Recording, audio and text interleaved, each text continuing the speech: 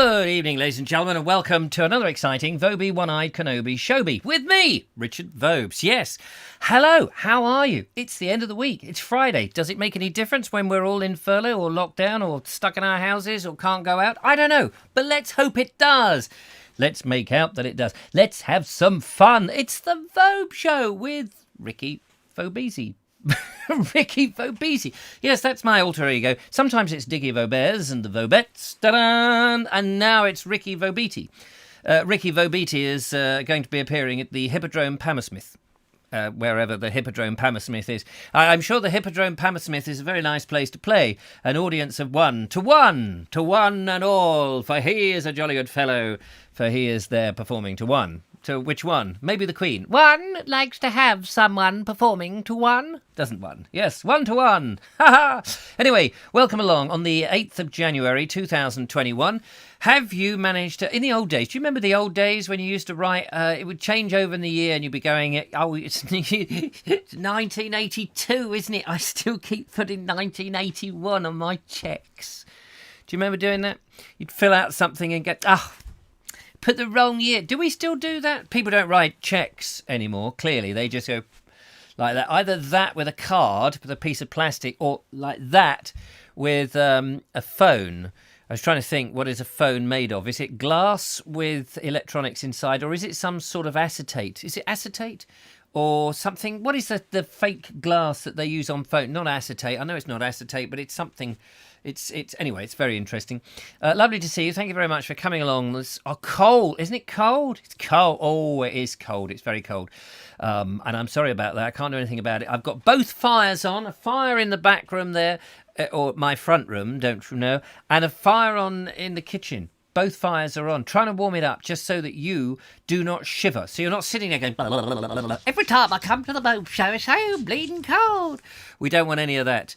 Just checking that we're actually live. Sometimes I get into the show, you may have noticed on previous shows, and I actually forgot to press the button, so I just had a quick look, and yes, have no fear, we are here. And we have some videos for you today, ladies and gentlemen, we certainly do, and thanks to Chris, we have a new phone in here, which I have yet to try out. In fact, it would be good if somebody was to give us an 07934746790 phone call, just so we can try and see if the new phone... Here it is. Hang on, I can show you using technology. I have plugged it all in. There, where is it? Ding! There it is. Look, a shiny new phone with a few thumbprints on it.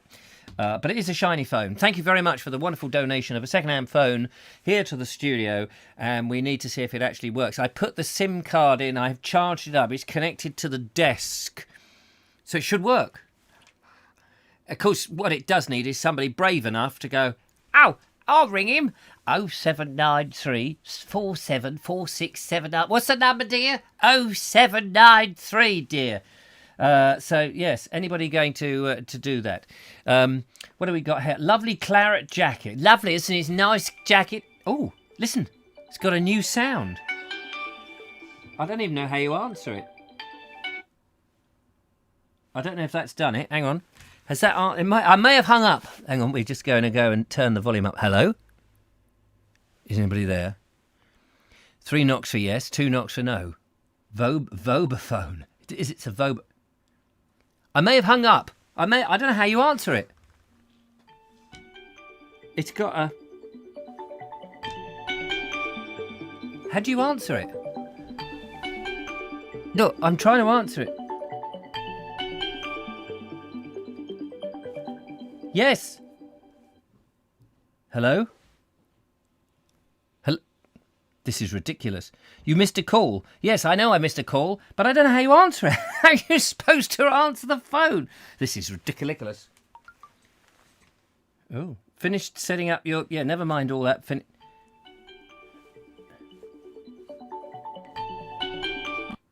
Oh, I've worked it out. I was swiping the wrong way.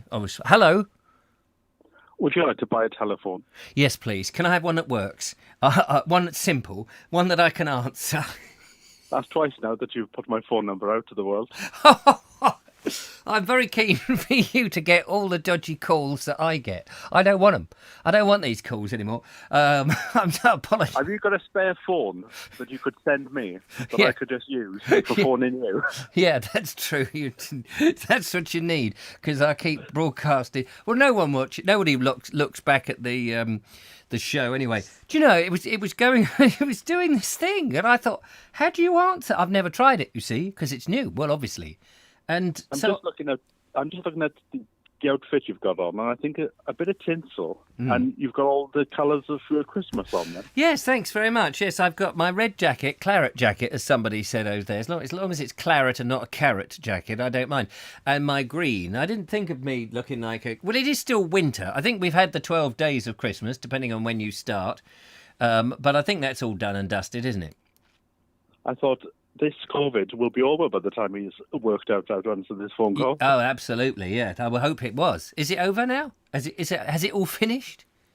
Thursday week. Oh, Thursday. Well, at least we can hear you nice and cleanly, and the phone works, and it's very kind. I've yet to work out how the watch part of it. I haven't had a chance to look at the watch bit. There's a watch that goes with it. I'm assuming that I could now be a Jerry Anderson puppet and stand on a bridge that's about to collapse and go, calling international rescue. Calling international rescue. Dun, dun, dun, dun, What does dun, that dun. watch do? You what, sorry? What does the watch do? I have absolutely... Well, it tells the time, doesn't it? Well, actually, I tell the time. It just displays the time. I think it does other things. I think you're supposed to be able to do running and skipping and jumping and, that sort of thing with it. I don't know what it does. It's got this white thing. I don't know quite how this... It's got the magnetic white thing that clamps on the back, but I don't know. I can't see that you have to put that on your wrist, and maybe it... No. I don't know how that works. I have absolutely no idea. Technology. It's my middle name. Trouble is, I never use it. So, anyway, how are you, Sean James Cameron from London? If you want to give Sean a nice ring, do rewind the thing and you can... 073. Yes, you may as well advertise. It is one of these 0898 numbers. Gardening advice on a Sunday morning between 7 and 8. Yes, if you could ring at about between 3 and 4 on a Sunday morning, you'd be most welcome, wouldn't you? You'd welcome those calls. Well, I've got to stay up till quite late this evening because I'm interviewing somebody in Australia. Oh my giddy on! Who and what for? Oh, can't say. Can't say. On the need to know basis, is it? He has never been interviewed publicly on a gardening YouTube channel before, so it's all been kept top secret until it's been done. Yes. Well, you could say that about a newborn, couldn't you? You could say like a newborn child has never been interviewed before on a YouTube channel.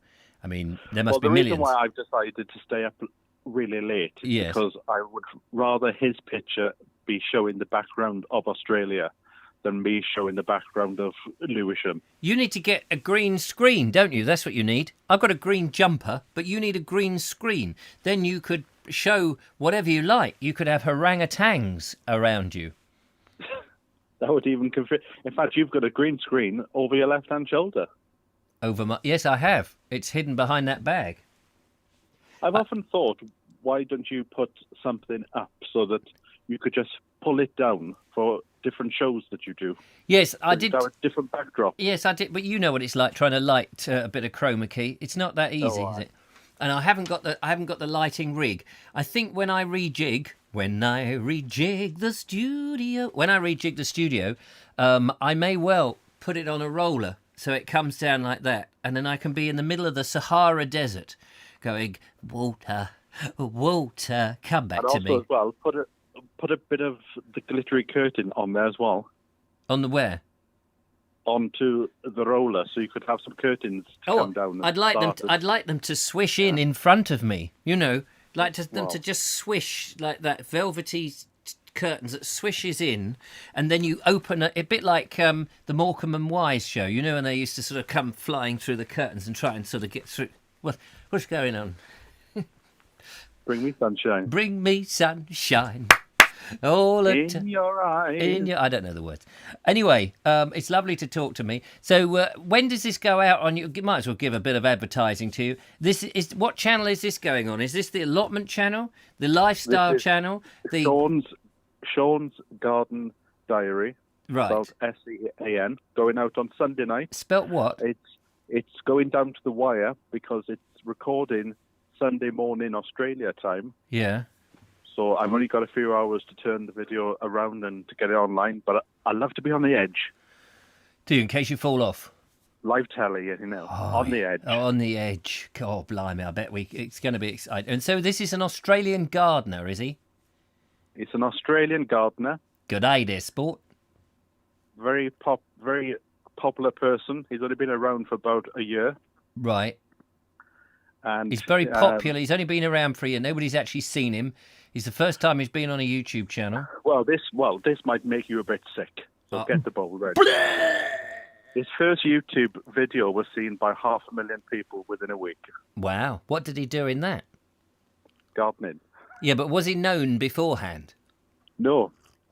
It just appeared on a Monday, and within a week, it went through the world. I don't understand how that. Well, there must have been something. What was it? What was it in it that made people want to watch it in those numbers? It was his production. Well, this is giving the game away now to anybody that knows the scene. But his production values were more like a feature film than a gardening video. There was time lapses, graphics, But yes, it completely blew everybody else out of the water. Oh dear! Oh, but and can he keep it up, or has he got pills from the doctor? But he's done about 7 or 8, and the standard is still there. And still he the viewers. Hasn't got that point yet where it becomes samey, but no, give it a few more months. Yeah. We all get samey in the end. But I was going to ask you to come on to my channel and do an interview with you and talk about your life. My life. My life. In half an hour, though. Yeah, oh, yes. Well, I can do that. I can do it in half an hour.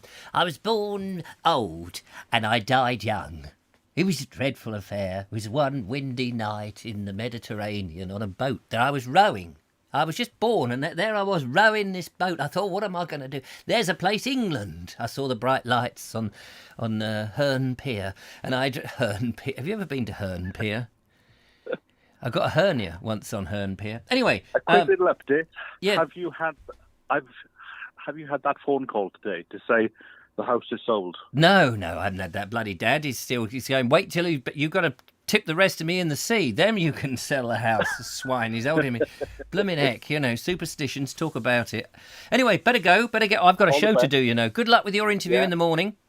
Don't forget to show everybody else's phone number. Oh, yes, I will. I have no fear. That's the clause, the small print that nobody reads when they ring up. It does say that, we will show you.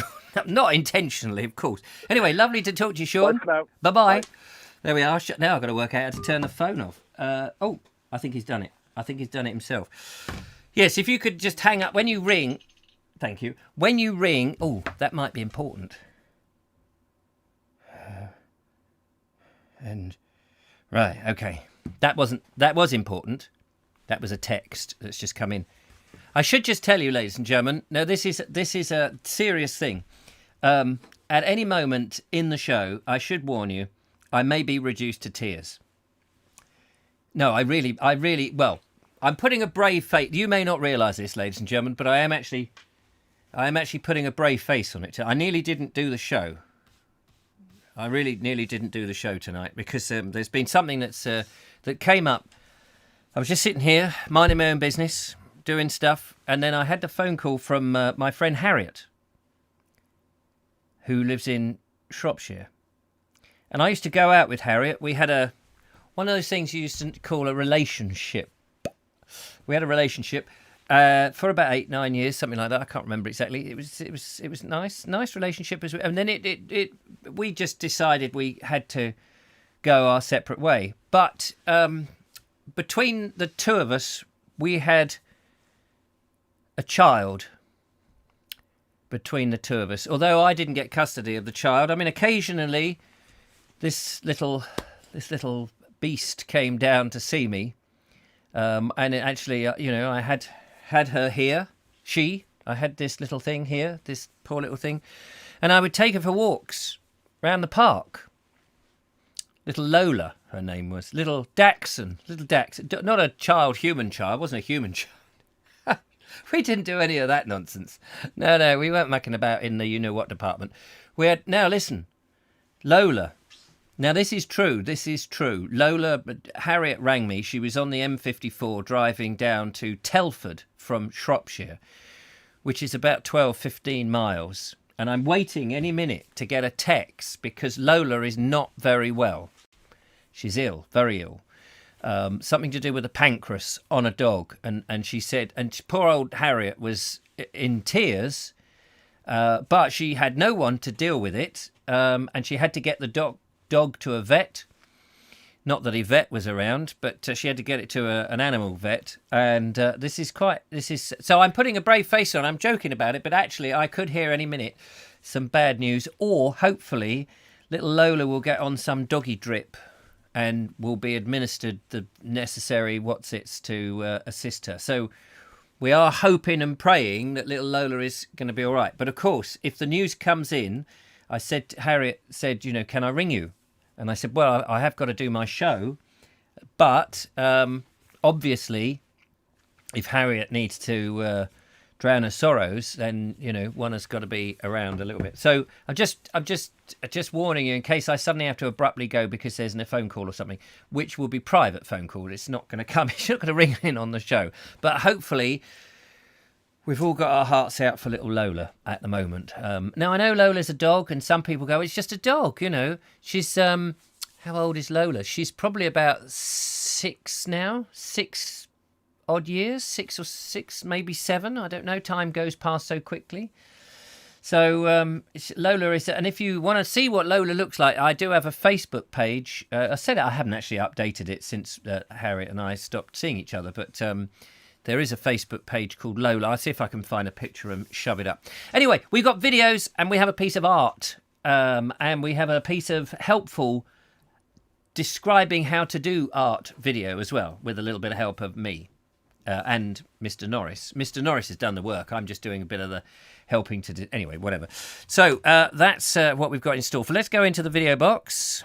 And I've got to press the right button, of course. And so now let's start with Mark Donny McLeod this evening. Mark Donny McLeod's very kindly sent in a video. Very nice of you, Mark. Thanks very much. From up in Lancashire, where he's based. This came out on the 2nd of January. You want to know, I'm always interested in places like Lancashire. So if I could go back in time a couple of days, 6 days, and say to Mark, what's the weather like up there, Mark? What's the weather like? It is January 2nd, 2021, and it is -2, and it is snowing, as you can see. Isn't that lovely? Beautiful. Glad I don't have to go out now.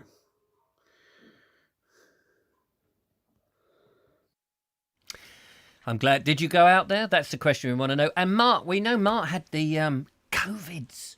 You had the COVIDs. Are you all right now, Mark? You sound like you're getting better. Sounds like you're getting better. I hope you're okay. Better to stay inside and not go wandering around throwing snowballs at drivers as they whiz past your house on the ice rink. So that's it. And Andrew Norris has just cleared up that his video is actually for the gallery rather than for and explaining about the gallery. Yes. Absolutely. But I wanted to say a couple of words about what I meant was I wanted to have a couple of words about it afterwards because some people may, what we spoke about before. Do you remember when we bashed that bloke over the head and we put him in the cupboard and we said we've got a skeleton in our cupboard and we need to get him down to the lake with cement boots? Do you remember that? You don't remember that conversation. Why do I remember it? Maybe I dreamt it. I do have vivid dreams. Do you have vivid dreams? I have vivid dreams. I often have vivid dreams. Very, very vivid dreams. Very, very, very vivid dreams. Anyway, So that was Mark Johnny McLeod. Thank you very much, Mark. You see how simple it is to send in a video? Very easy. All you have to do, send it in because we love to see it. We're very nosy. Even if it is just poking your phone camera out of the window when there's something dramatic happening. So next time, you know, your neighbour, for example, is having a rave and the police all turn up and they barge their way in and they say, "Oi, I don't know, are you having a party? Are you having a party?" And you'll say, "No, I'm not having a party. I've just got some music on. Please, will you get out my house?" "Okay, you're having a party. We're not leaving till we've got proof, mind, that you're not having a party, because it's COVID wars now. It's COVID wars, okay? Don't know. It's appropriate, isn't it, Mrs. Wright? You're buying a toaster." "No, I'm not buying a toaster. I'm not having a party. Can you leave my house, please?" "Hey, I'm going to arrest you in the name of COVID." It's getting a bit thick now anyway, COVID-19, isn't it? Because here we are in 2021. 2021. It should be COVID-21 now. Not some lame thing from 2 years ago. What? 2 years ago? No, we don't want any of that nonsense. "I've been taking my paracetamol. I'm all right, thank you. No need to bother me. I've been taking my pills. Thank you. Goodbye." Yeah, so do send in a video. That'd be very nice. Thank you very much. So we can open up the phone lines in a moment, but we will go to the gallery because we've got some interesting things in the gallery. Yes, we have. So we've got two versions of the gallery, actually. So first of all, let me just get back into the moment where we go to the gallery.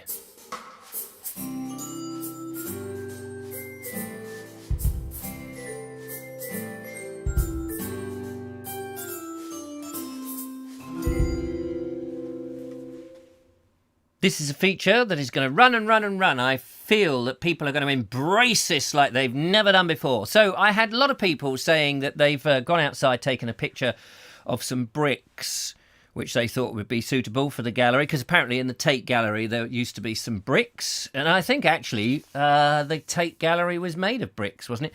And also somebody else sent me a picture of their toilet. Yes, because they said there was a urinal once in the Tate Gallery. And actually, I think there was quite a few urinals in the public conveniences in the Tate Gallery. So we can't accept those. Sorry, you just can't go around your house just taking pictures of furnishes and fixings. So we shoved them in the bin. But young Jackie got in touch with us today. And she has sent in this picture, which I'm going to show you in a moment, but I just read what young Jackie said. Jackie says, "Thought I'd send this picture for the gallery piece," which is very nice. "I did it ages ago from a photo. It's my son Henry on the beach at Treseth." I don't know how you pronounce that. Sean James Cameron, London. Treseth in Wales. He was bodyboarding the waves and had to stop for a breather. Although it was a sunny day, it wasn't very hot. The sea and cliffs are rubbish, but I'm pleased with Henry in it and his reflection. He is feeling cold just out of the water, and I think you can tell that. You can tell that to the vicar. So shall we have a look at it? I think we should. Hold on a second. I need to this is slightly less slick, this feature, the gallery. Let's have a look at Jackie's picture. And here we go. This is as it is. There he is, Henry, with his ginger hair and his bandana on and his board. Not his board. I mean, I'm not saying his, board as in I've got nothing to do. His board is the thing in the water. And it looks great. And I don't know. I think the cliffs and all of that looks great. It's a lovely picture. Watercolour, I think, there. There is another version of it here. Just one moment. There it is on the wall. Look at that, framed. That's very lovely. To be able to do that, I think, is very good. I think if one could do that, I mean, it's, you've got the proportions all right. It looks very nice. The sea is the right colour, he says, being condescending there. Don't mean to be, just my nature. I think it's lovely. Oh, hang on. Stop it. That wasn't supposed to happen. Brilliant. Yes. How lovely is that? Thank you so much, Jackie, for sending that in. How wonderful. And what a lovely memory of Henry, and he'll be able to cherish that. When you're gone and all that's left is the picture of him he'll cherish it. So thanks for sending it in. That's very nice. Very cool. How about that? Lovely. I wish I could do that. So don't disparage yourself. I mean, my pictures are abysmal. I have got a picture I could show, but I'll save it for another day because it's none of my business. We will go to the gallery and see Andrew Norris's gallery, which is a video in actual fact, but you'll see how it works a little bit later on in the show. In the meantime, ladies and gentlemen, I think we should go to the front lawn of Mike Stevens and see what he's up to. So this is Mike reporting from the front garden, and this is some hazel I planted as a hedge. Quite hard to see, but these are planted from bare root cuttings just down there, about 1 to 2 feet from the path. There's a path on the left there. So hopefully this will make a nice little hedge when it starts growing again in the spring. So planted it all myself, and over here I'm going to have a lavender hedge here. There's one there, just down there, and another lavender there. I plan to get all lavender across here. Some more weed membrane down here, some more at the front of the garden here. It's all bare soil at the moment. Hopefully this is going to be a wild meadow before too long, in a few months. This is quite a rare palm, Trachycarpus wagneriensis. Very elegant palm. I've had this for a number of years. It doesn't spread out as the Trachycarpus fortunei does. And just showing you all the bare soil now. And this is Euphorbia mellifera, a beautiful plant. Some say this is the most beautiful plant I've ever seen in the whole world. It is a lovely plant, but it can be lethal. If you get the sap of it in your eyes, unfortunately it will blind you unless you take urgent medical action. But it is actually a beautiful plant. So there you go. And a selection to finish the video of wild grasses. This one is actually the zebra plant, but of course it's gone brown now, being January. And more wild grasses here. This looks like pampas grass here, but it is actually from New Zealand called a toy, which is like a miniature pampas grass, more elegant than pampas grass, more compact and so on. So a selection of wild grasses there. Thank you very much. And this is Mike now saying goodbye to complete the video. Thank you very much. Well, I think the garden is going to look absolutely fantastic, isn't it? It's going to look absolutely in the spring. Excuse me, that's my dinner coming back. That doesn't look fantastic.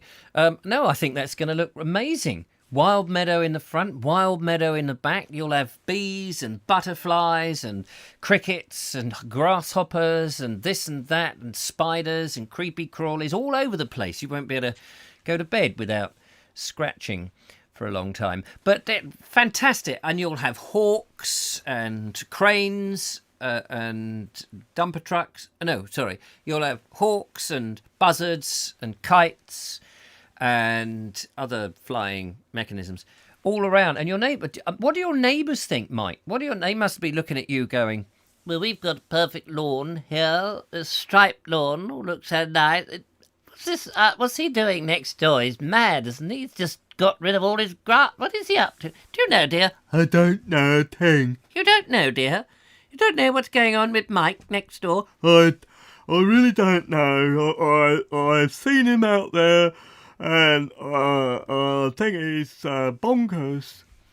Yes, he's not quite in. I mean, 5 of us in a row have got lovely striped lawn here, all monoculture, delightful. And I hope there's going to be no creepy crawlies in his garden. We've got rid of all worms and all sorts of animals, no wildlife, nothing for us to worry about at all. Yeah, I bet your neighbours must wonder what's going on.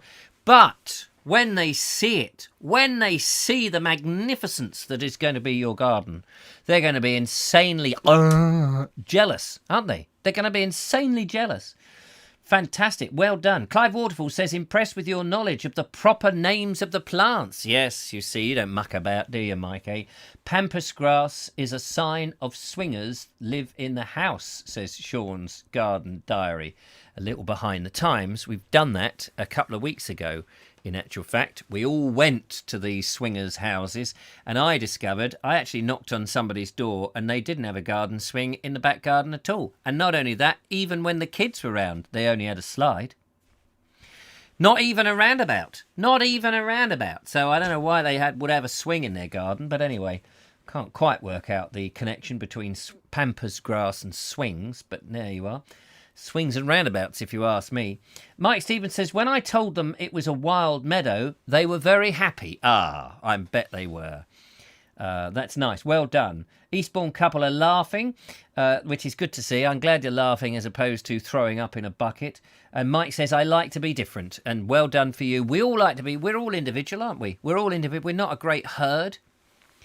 And Paul Cockrell, hello, Paul. He says, a house near me has laid AstroTurf on their front lawn. Let you into a secret. My neighbour on that side, my neighbour's back garden was a concrete yard. Moved in last summer to my neighbouring house. AstroTurf, straight down. Garden and chairs, straight into having a garden picnic. Yeah. I mean, instant. It's, you know, you can't argue with that. It was instant. Plastic and nasty. Very nasty. Very nasty, but nasty.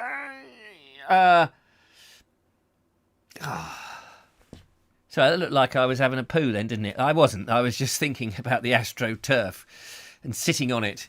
Nice.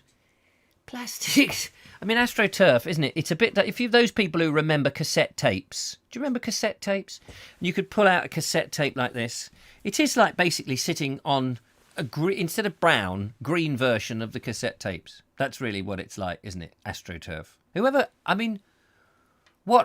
thought of that? Let's have plastic. Anyway, nasty indeed, says Deborah Martin. Very nasty. Very nasty. Nuka says, AstroTurf, highly toxic to all life. Yeah, you wouldn't get anything living in there. Absolutely. How awful is that? Rick M says, I saw AstroTurf gardener near us. Looks like it needs ironing. It's all wrinkled. Yes, I bet. I mean, you know, it probably looks nice the day it's laid out. Following day, bit of sun on it. Probably, what's the word when something fades?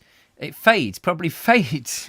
It goes from dark green to light green to pale green to off-white. Mind you, grass does do that itself, of course, so it is keeping with everything. Let's, what's the time? We've got time. Let's, is it really only 1:30? It feels like it should be an hour's hence.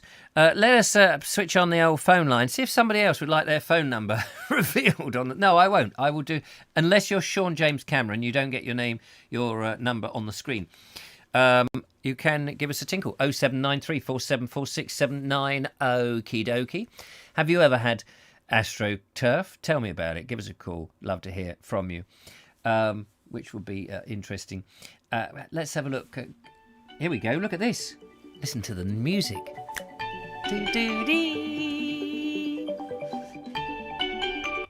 I now know how to do it. I know how to answer it. It is amazing. Hello, caller, calling the Vobes show on the new phone. Hello, thank you for joining me in 2021 and Happy New Year. And thank you for joining me, Henry David Allen. How are you? How are you? You all right? Yeah, no, I'm not too bad, thank you very much. You are the second caller on the new phone. All right, okay. Yeah, I did think about giving you a ring the other night, but by the time I switched the show on, it was a bit late, so I thought, no, I'll ring early in the show the next time. So yeah, it's 2021, not not much more exciting at the moment than 2020. I know nothing's changed, has it? There we're all going, oh, it's going to be different. It's all going to be much nicer. COVID, so Yeah. last year. Don't want it. And where are we? Now all we've got, this is the thing I find most sinister, is the way the government keeps talking about the vaccine. I've got nothing against the vaccine. I personally, I'm not interested in it, but I've got nothing against people being vaccinated. But it's the way they talk about it. They're going to deliver it to the arm. Yeah, and it's this, you must have it. I mean, You must have you it. know, those who want to have it, then yeah, they should have it, and I've got nothing against anyone having it. I personally think at my age, I don't know if I really need it or want it, because I think, you know, I think I'm quite healthy as it is. Yeah. For all I know, I might have already had it and not, you know, it's been the odd day, you know, sometimes you wake up and you feel a bit sort of, maybe have a bit of a headache. Maybe, you know, maybe a lot of people have had it and never known about it. So, yeah. And also, I think of the money that you're saving the government. Well, yeah, that's a good point, actually, yeah. Because, you know, we're all going to be heading to this terrible depression or recession, whatever they want to call it. And they're going to be trying to get as much money out of all of us. Well, my thoughts is, well, if I don't take the vaccine, I'm going to save you a lot of cash. Because I don't know how much a file of that and all that, you know, the rigmarole per person must be quite expensive. Yeah, I mean, yeah, I just think, well, everything seems to be going down. Like, you know, the money's going down, attractions aren't getting the money in, people's moods are going down. I mean, I have to go out for a walk every day. Yes. To keep myself amused. I mean, it's quite funny, actually, today. I was out on my own, and just because I try and make every walk different. And there really isn't many places without walking a bit further and further away from my house. I think I've been down every public footpath, you know, every alleyway, every residential street. So today I thought I'll walk along in the river instead. In the river? Yeah, literally in the river. I have wellies on. It's a chalk stream. It's called the Misbourne. I mean, I did, after the last lockdown, I did a series on it. I kind of made a section of videos where I walked the whole river. But I've always been fascinated by it all my life, because it dries up. Being a chalk stream, it dries up most summers. Right, yes, of course. Last year it was flowing all the way through. It has in the past, where we live, it's dried up for 5 years. Oh, wow. We've not seen any water. But going the other way from where I live, there's a stately home, which is offices now, but called Chalfont Park, and it's never ever dried up downstream of there. The lake there has springs that always seem to work. But then up at Amersham, it does dry up there sometimes, but quite often it'll be flowing there, and then it doesn't flow where we are, Oh, right. and then it does flow again. And what I thought I'd do today is it's now flowing in the village again, and that's coming from some springs just outside the village. This is Chalfont St Peter. The next is Chalfont St Giles. It's flowing, but it's not flowing in between. So in Chalfont St Giles, I thought I'm just going to get in the river. You know, it's not that deep. With my wellies on, and I'm just going to walk through the bushes, and I'm going to find where the flow stops. And it was really strange. It just went round a corner, and it just abruptly, the water just literally stopped. Gosh, so what's falling down a hole somewhere? Well, I think what it is I've been watching it in our village. There's 2 sets of springs, and in the main river, it's been advancing every day. If you think of it like an army, Yeah. the baddie is the dried up river, and the good side is the water. The water's been advancing forward, Right. and 2 sections of springs have now joined together. So I'm thinking, well, tomorrow or the next day, I know it hasn't quite made it to Chalfont Park where it's sort of safe. So I thought I'll go and see. There's quite a fun bit there. It actually goes right through the middle of a roundabout. It's not that built or upper area, but No. it's just so. I'll whether I'll run across the road or I'll just. I went under 2 bridges today, and that wasn't hard work, but I had to get down in a bit of an awkward position. I mean, I wouldn't. Well, they were quite crawl low, through were they? like- Yeah, fairly low. Yeah, I mean, they look quite big, but when you actually try and get in them, Yeah. it's not like I wouldn't. There's then a culvert under the shopping centre. I wouldn't try and go through there because that's probably less than 2 feet high. But further up, there's a huge culvert under the motorway, which I've always been fascinated by. So I think I might leave that for the summer. One Yeah. hot summer's day, I might just go. I'll go with someone. I'm not going to do it on my own because I think there's a kink in the middle, and just walk through it, just for fun, really, just something a bit different to do. Yeah, no, definitely. I agree with you getting out and doing something different every day and knowing all the footpaths.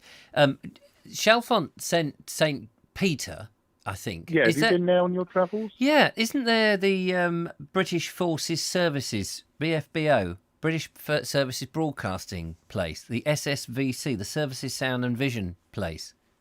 I think that's the Grove you're talking about. Yeah, that's up on the hill. I sometimes walk around that estate. You can't get into that where you're talking about. Yeah. It's all security fence. But the actual wider estate, there's a couple of footpaths through it.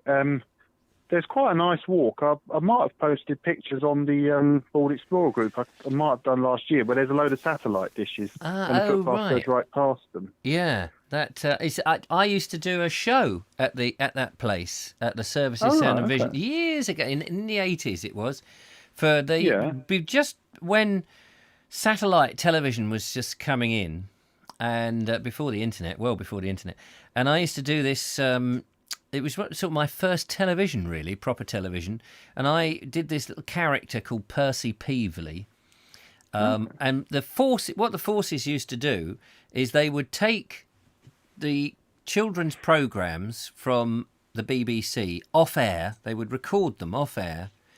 And then they would repackage them with a presenter presenting a continuity person going...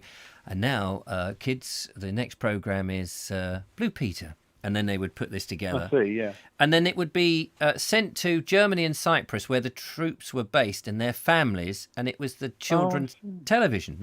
So they would produce it in the studios there. And I had a connection through my dad who knew somebody else. And through this vaguest of connections, I turn up for an audition to see if I can get in. And they're reading postcards, like the old BBC thing where they would read, postcards. And happy birthday to Melissa, aged 4. She is at, and then they would name some German place. And of course, I couldn't pronounce any of this, and I was hopeless. I was hopeless. I couldn't read it, and I had no idea. So they said, "Oh, I'm really sorry, Richard. You're not really suitable." And so I said, oh, well, but how about, and I pulled out, I'm going to do this as a video at one of my stories, so I don't want to give it all away. But anyway, I pulled out this mask, and I put this mask on, and I performed this mask, and they said, oh, this is interesting. So we developed a TV programme about this character, Percy Peevely, which will be more revealed later. And I did 3 series of these from the SSVC, which is that. So as soon as you said Chalfont St. Peter or whatever, and the Grove, suddenly came back to me. Oh, right. So did you have to live in the area then? No, I had to drive up. It was a heck of a... Because it's near Gerrard's Cross, isn't it? That's it, yeah. Yeah, and I always think of that place. And it's a lovely, quiet, out-of-the-way, beautiful scenery place. Yeah, it's not in the village centre. It's about a mile away. But yeah, that's literally been my lockdown walks. It's even been around the back of there.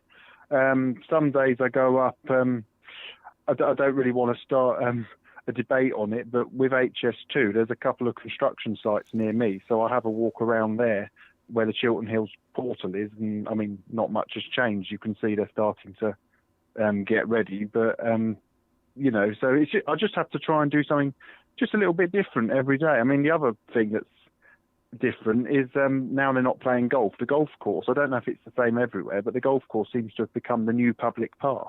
Oh, right. Which is quite nice in a way, because I mean, at least people are, no one's saying anything to start with. Yes. But in the first lockdown, I thought I'll take a shortcut across the golf course. No one's playing golf. And I was really I saw like someone driving on one of those Kubota things, and I sort of thinking, I hope he didn't say anything. And I've since realised everyone's walking their dogs around the golf course. So, that's there's another golf course not too far, near the Grove, actually. I thought I might go up there one day and have a walk around there just to... Because I'm just one of these people who, I said the other day, it's all very well for people who sit at home and watch telly all the time anyway. Yes. Their life doesn't change much. So, but for me, who goes out and, probably most people on this show, people who like, because all the people who watch your show tend to be, on the whole, people who like going out and doing things and seeing things. Yeah, definitely. So we're probably finding it harder. So as for the people who sit and watch telly, it's not like anyone said, oh, well, you can't watch telly during the lockdowns. I think their life... absolutely. I mean, the amount of people I keep getting, people saying, "Oh, Richard, you're not supposed to be out there doing your filming whilst you're doing your exercise. You should be at home." The amount of this idiot, it's like, is it not it's not like I bought a whole TV crew when I'm out filming. It's just you. Me and a camera like on a stick. You and the camera, yeah. Yeah, it's like, what? The camera's not going to catch it. No, exactly. I mean, it could be an umbrella. It could be a newspaper. It's just an object in my hand. I'm not going up to people and interviewing them. I'm walking about. No. And but some people just either seem to be thick, incredibly jealous that one's doing something, or I don't know what, or just mentally retarded. I don't know what it is. But some people just, don't get their satisfaction is letting their fingers loose on the keyboard. Yeah, I mean, it's got a lot worse in the last. And I think it will get worse. I think there'll be more and more. Yeah, I published one. It was the day they brought in Tier 4, and I published a video. I went to a miniature railway in Swindon. Now, and in the description, the date was there. Yes. One of the first people just said, "I hope you haven't travelled from a Tier 4 area," and I commented, Tier 4 wasn't around back on the 26th of October. Yeah, I know. And they didn't have anything much to say to that. But no, it's like it's none of their business, is it? No, well, I mean, there was another one in the first lockdown where I posted a video of a steam train at Carlisle, and this lady said, "I can't believe they've ran this steam train, and all these people have gone sick during lockdown." I just said, "Please have a look at the date." It does say, just I published it in lockdown doesn't mean it happened yesterday afternoon. I know. People are so I'm just going to go do a few local walks. There's a big abandoned house, which is a bit of a walk, but I'm going to go up there one day and make a video just because if anyone says anything, I'll say, well, it was on my daily exercise. Yeah, quite right. I've got one more video I'm going to publish on Sunday that I made before the lockdown, before the November lockdown, that is. And then that's it. I've run out of stuff, so I'm going to have to go out on my daily exercise and just come up with something. Yeah. Absolutely. Well, and why not? What are you coming up with stuff? I know you were doing your Sussex border walk, and I think. Well, the Sussex. I mean, at the moment, I've just the weather is a bit crap. Although today was nice, but so I could have gone. But I like to know a couple of days in advance that it's going to be nice because I like to just make sure on my route and stuff. But during this lockdown, and because I think people are going to be a little bit more panic-stricken. Yeah. I mean, unless I dress up as a syringe, I don't think I'm going to be welcome in a number of places. But I could just, I think there's no argument really. If you're in the country, away from anybody else, what harm are you doing? No, exactly. I think, as long as you're not driving like I wouldn't drive down to Kent to make a video. No, exactly. Staying within your own county, within, say, a half an hour or an hour. I don't think there's any restrictions on exactly how far. They say keep it local. That's what I had to look. Yeah. What's local? I mean, I went. Well, there's It's a vague description. I don't know if you've heard up at some National Trust properties up in Derbyshire. It seems it's Derbyshire Police, but they're fining people. This is Colk Abbey. They're fining people for going there. And yet on the National Trust page, it says we're open and people are welcome to come and visit. So you can't have it both ways. I commented, I said, well, you do realise the police are there. But yesterday we went to a National Trust property, Hewingdon, which is just outside of High Wycombe. And we didn't have any trouble at all. We parked in a council car park on the edge of the estate. Yeah. There were plenty of dog walkers, a few people out with children, and we had a very pleasant walk. We didn't go near, we passed people, said afternoon, but we didn't pass. And then when we got to the actual estate itself, I said to my mother, I don't suppose it will be, but I said, if the cafe's open, I'll have a coffee. And I said, if the toilets are open, we'll use them as well. And she said, oh, no, they won't be. Of course, they were open.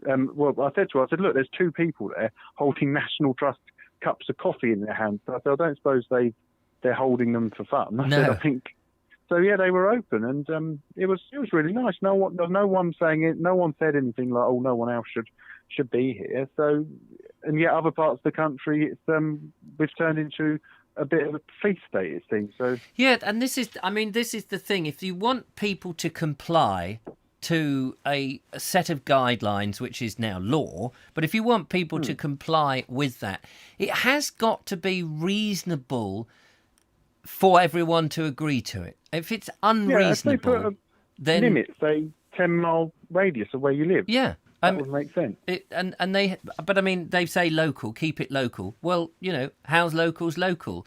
You could say It's a bit like the old joke of I rang up my local leisure centre and said, "Hello, is that the local leisure centre?" And they said, "Well, it depends where you're calling from." exactly. Yeah. And this. I mean, Sussex is local to me as opposed to Northumberland, which is not local. So because you can say, well, listen, we've had these bloody lockdowns now for nearly a year, 10 months, and in that time I've walked around everywhere. I'm not being, I need to get out, I need the stimulus, and to go a little bit further, but I'm not taking the mickey. And a bit of common sense, a bit of common sense. If people were given a little bit of agency, I honestly believe if we give people more agency, they won't take some will, but most people won't take the piss. But if you push people to the edge and say, well, you can't come out your house, it's got to be like this, people are just going to go, well, sod that, mate. Because we're used to living in a free country and we can understand, there's a virus. Yeah, I get that. I'm not going to go and see Granny. I'm not going to go and mix with hundreds of people.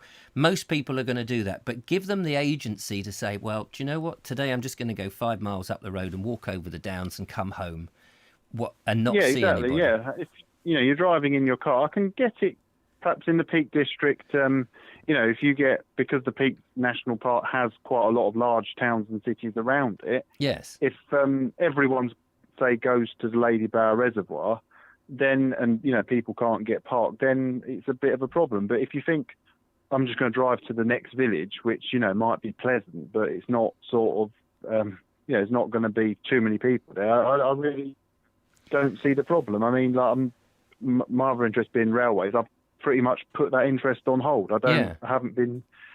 I look and nothing much comes through Giles Cross. But if I knew, say, something exciting was coming through Giles Cross, I'd go and see it. But I've not travelled. Well, there hasn't been much else to see. But some people are going to other places and spending all day watching trains. Well, if they want to do that, that's up to them. But I've chosen not to do that. So I think I'm being fairly sensible with things. So I'd be a bit annoyed if I was sort of picked on by police or whoever.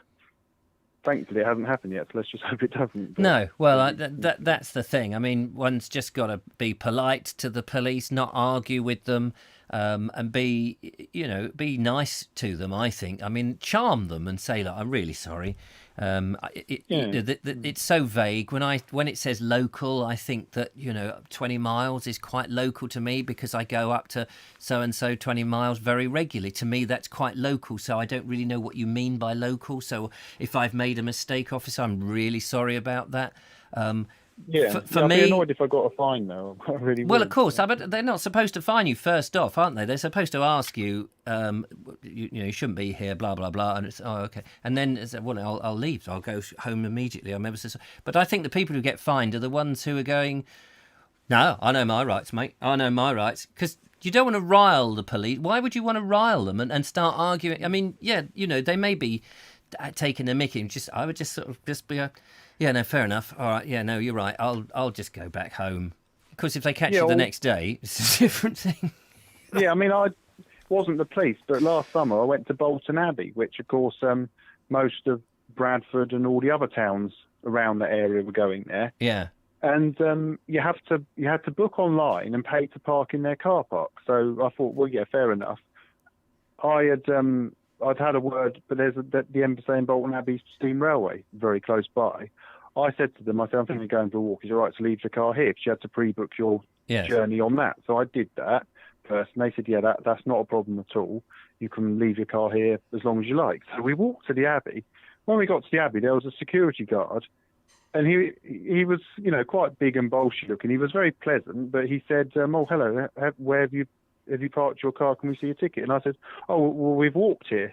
He said, oh, you've walked? He said, oh, well, we're only allowing people in if they've parked here and paid to park. I said, but it is a public footpath. He said, yeah, I know, but he said, but what you can do, he said, I'm not going to stop you going for your walk. He said, you just need to pay to park your car, even though you haven't actually got a car. And I said to him, I've got to pay to park a car, even though I haven't got a car. I said, you wouldn't go into a shop, would you, and say, you've got to pay for that bottle of wine, even though you're not buying it. I said, no. I said, tell you what. I said, I'm just going to carry on walking up the road then. I said, fair enough. You're not going to let me in. I'll respect that, but I'm not paying to park a car. No, quite. So he said, well, there's a security guard on every gate. I said, that's fine. I said, I'm not trying to get in just because if you said I can't come in, I can't come in. Anyway, next gate, no security guard, so I walked in and spent the rest of the afternoon looking around the cafe. So, Top man, Henry. Yeah. We love it. We love it. Right, I better go and All right, play yeah, another nice video. to talk to you. Yeah. Thank you so much for the call. That's all right. Yeah, thank you very much for having me on. Oh, So, it's a yeah, pleasure. cheers. It's a pleasure. It's a love hearing your adventures. Yeah, okay, thank you. I look forward to more Vobes shows and Ball Explorer videos as well. Top man, you're a star. All right. Take care. Look after yourself.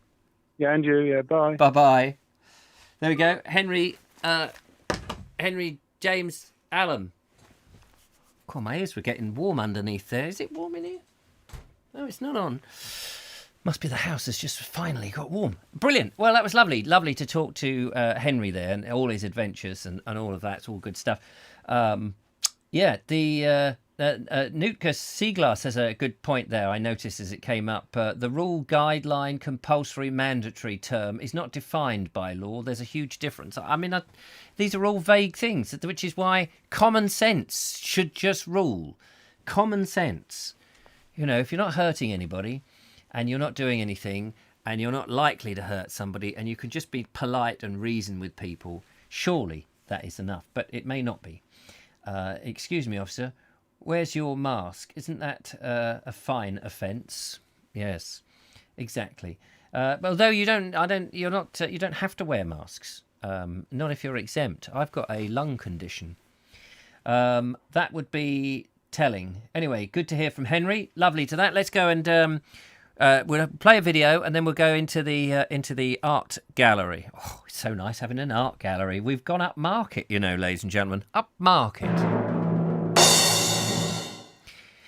So in the hang on, why hasn't that gone into the thing? There we go. Let's have a look. We've got we've done Mark Donny McLeod and thank you. Oh.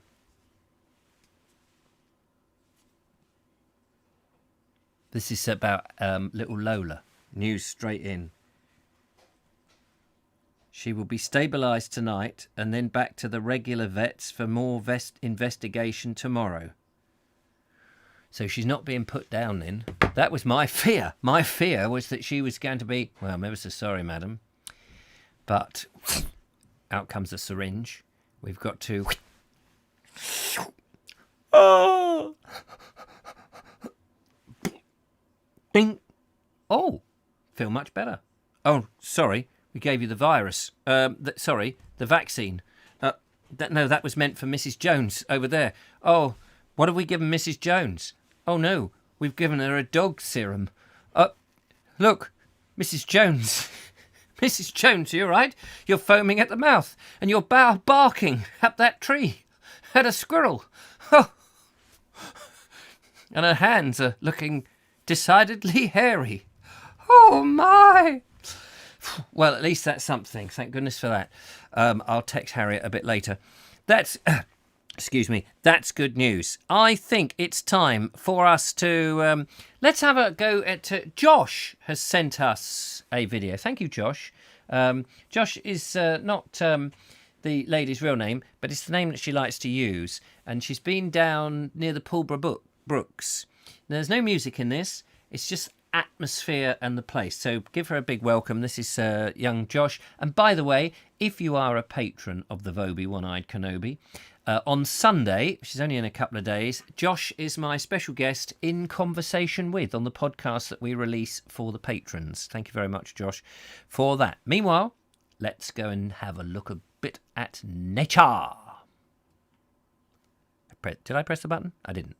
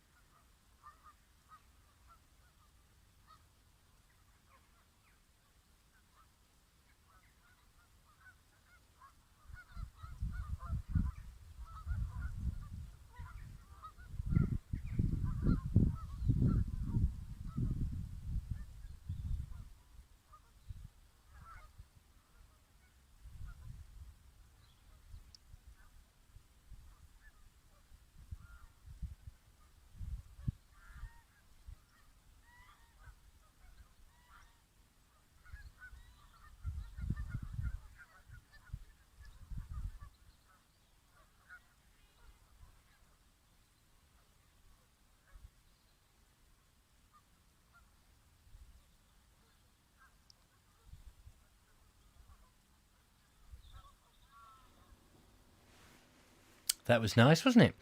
Nice and relaxing. Thank you very much, Josh. You see how easy it is to make a video and just send it in. It can just be something scenic like that. It sort of relaxes and changes the atmosphere of the show. Thank you very much. Just done on your phone. Very easy. Thank you. Nice. It's time, ladies and gentlemen, to go into the art gallery.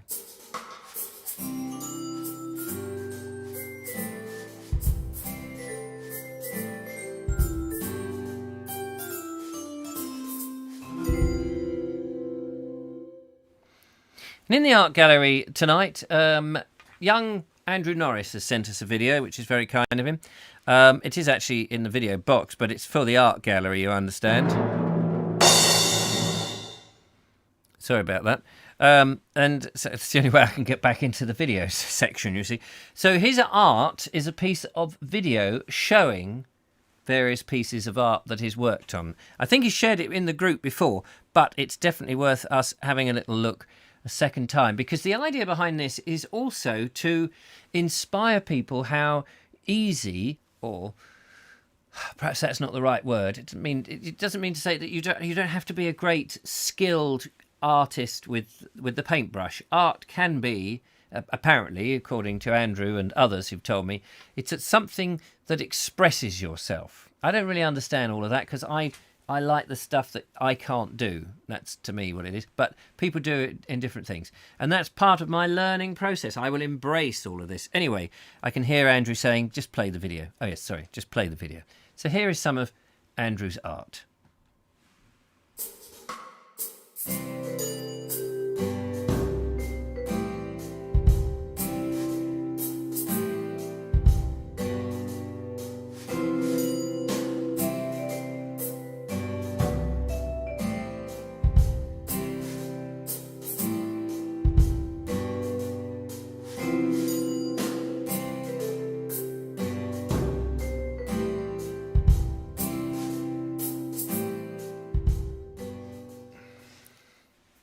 There you are, I see.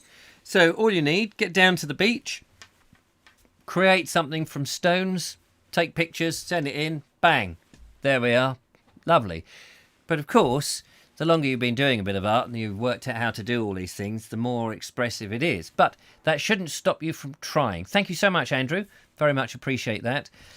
He is our resident artist, and of course it'd be good actually to get Andrew on the show sometime to when COVID has gone and all that, to do a bit of an art critic, or to give us some tips, not PG, parental guidance ones, obviously. That's what I was talking about. I wasn't advertising anything at all in any shape or form. So that's that. Let's wait no, every time I press that button it's because I have to unpress a button, otherwise it starts up again, as you saw, ladies and gentlemen. Let's have a look at some of the comments then. People going in there, talking about a number of things. Let's just whiz back a bit. Station Master's Choice. Oh, he's talking to somebody else. Mother Nature says TV said 1 in 30 are COVID positive in London. 1 in 30. What does that mean, though? COVID positive. It doesn't mean they're ill, does it? I spent today in a school hall with 96 teenagers, of teenage children, key workers. Our school is packed. No chance of staying 2 meters apart. Good for you. Presumably you were working. Good for you for getting out there and working. Mark Dunning McLeod says it's also a thing where the cops are looking to make money from fines, so will interpret the law as they wish.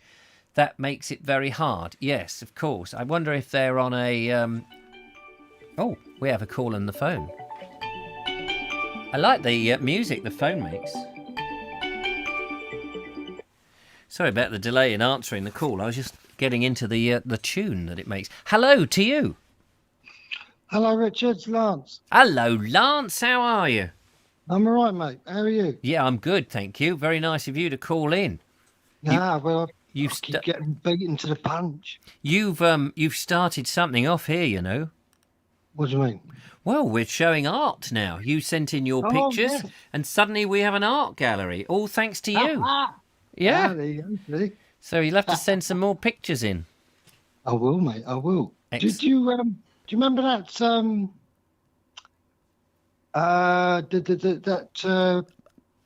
Well, I sent you an email the other day about that chapel in Charwood. Oh, Do yeah. you remember the history on that? You sent me an email. Hang on, I'll see if I can whip it up on the screen, because we are clever like that here, you know. I put on the subject chapel. That might help. I've got Vobes mug. Hang on, that was one you sent. Did you like the mug? I did, yeah. It was. Yeah, Ian spotted it and he said, "That's you, look, that's Vobesy." The ears were big, weren't they? The ears were. Hang on, let's show everybody the picture of the mug that you've seen. This is oh, what's his name? Who does the drawings there? He what's his name? What Ian? You mean? Or? No, on the mug. It's obviously here we are. Look, just so everybody can see. You'd think that was me, and then you said the other one was the lovely Julia. Oh yeah, that's right. Yeah, looking up to you. Yeah. Looking up to me, but that I'm just trying to bring the name of the artist. He's very famous, isn't he? What his name's on it, is it? I haven't really noticed. No, but that style, I think, is so recognisable. I'm just trying to. What, Tony Hart? No, not Tony Hart. Not Tony Hart. Why do I want to say Sexton Blake? It's not Sexton Blake, is it? Is it Quinton Blake? Is it Quinton Blake? Never heard of him. I never heard of him. Anyway, let's. I'm just trying to. I'm going to do a search for Lance. It means I've got to get the keyboard up. Here, making me work hard here. Oh. Let's see if this is you. Chapel. Here we go. Right. CH.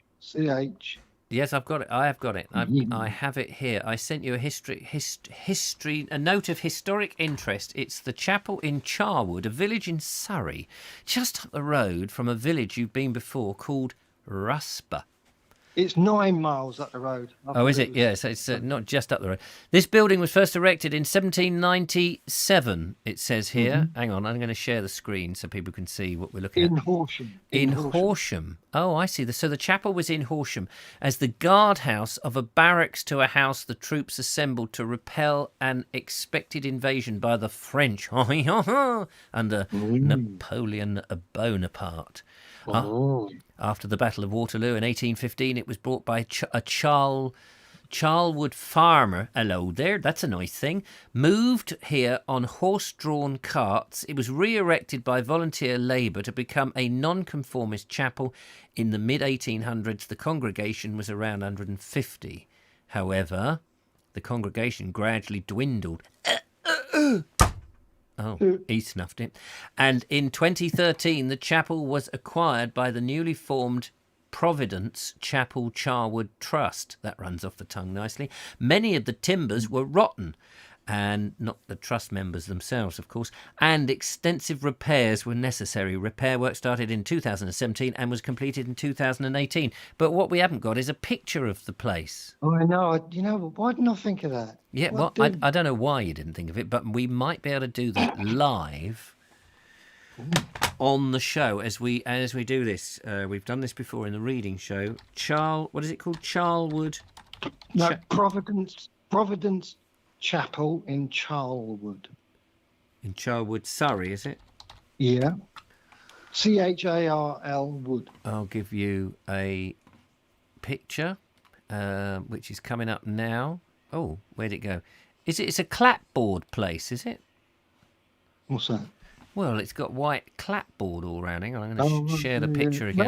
Round the back, it looks like Homebase has done it up round the back. Yeah. Oh, I'm looking at. I don't know whether this is round the back. There's a picture. No. That's from the road. You can't see round the back. Oh, I see. Here we go. We've got a picture up now. Yeah, that's a good one. That one. That's nice, isn't it? That is the. So it's got a slate roof. It's got clapboard all round, white boarding. Couple of graves in there at jaunty angles, a chimney. And there's some more graves. And round the back, you've got some windows you can stare in and have a look. There's just a little hall in there. And you got this sheds around the back, which they probably slept in. And like I say, it looks like it's been done up by Homebase. But the history behind it is wow. Yeah. What about that? I can't remember what we said now. What did we say? It was used as a guardhouse. It looks like a guardhouse, doesn't it? against the mess, Napoleon. yeah. You can imagine if the Napoleon, they were saying, "You're not coming in here to get our sausages. Ah, we do not want your sausages, monsieur. We've come to take over your country. You must give in." That's I wonder how many people that they could fit in there. I don't know. Well, quite a few. Obviously, they'd have to be at least 2 meters apart, 6 feet, for COVID purposes, especially these days. Ah, no, we cannot keep it. We like to hug one another. Yeah, about that then. I tell you what, before I about half hour before your show started, Yeah. I looked at your Aronside and Drill Hall in Horsham videos Oh, because I'm nice. from Horsham. As you Yeah, know. yeah. My mate Bobby M, he lived in Blackbridge Lane, so his mum lived in Aronside. So, I actually sent them videos to Bobby M, right? And he was in the bath. I didn't realise he was in the bath. I thought he said he was going to go in the bath. Right. But he was splashing And, about, was he? Well, there you go. So after I sent them, he said, "I'm still in the bath. I'll log in on the iPad." So why is he taking the bath to the... The What's iPad the in the phone bath. Why in the phone? What's that about? What's that? What, in case people contact him, perhaps he sits in the bath for ages.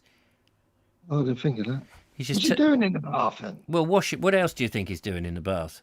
He's not painting the ceiling, is he? He's not doing the baby's nappies. I know what he's like, so... Oh, I see. Right. Well, it's very good. What you and he get up to in the bath is not really... No, don't include me. Don't cross the line.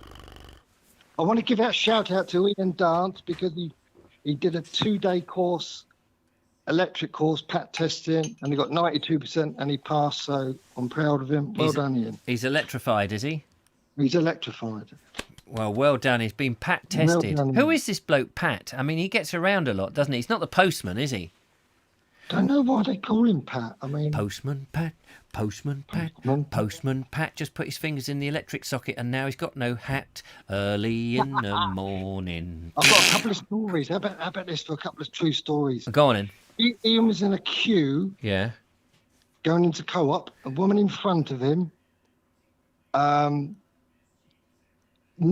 woman come out the shop and knew this woman in front, so they started talking. The woman in front didn't have a mask on, which Ian can't see because she's in front of him. Yeah. And she's like, I forgot my mask. So this woman took off her mask. Oh no, you can have mine. This. Honestly, said, take this. I've got loads at home. And she took it and put it on. How mental is that? You believe it? Oh, you see, yeah. This mask wearing, very, very sensible. Love it. What's I love that it. about? I don't know, but it's a great story. I forgot. Yeah, don't worry. I have this one.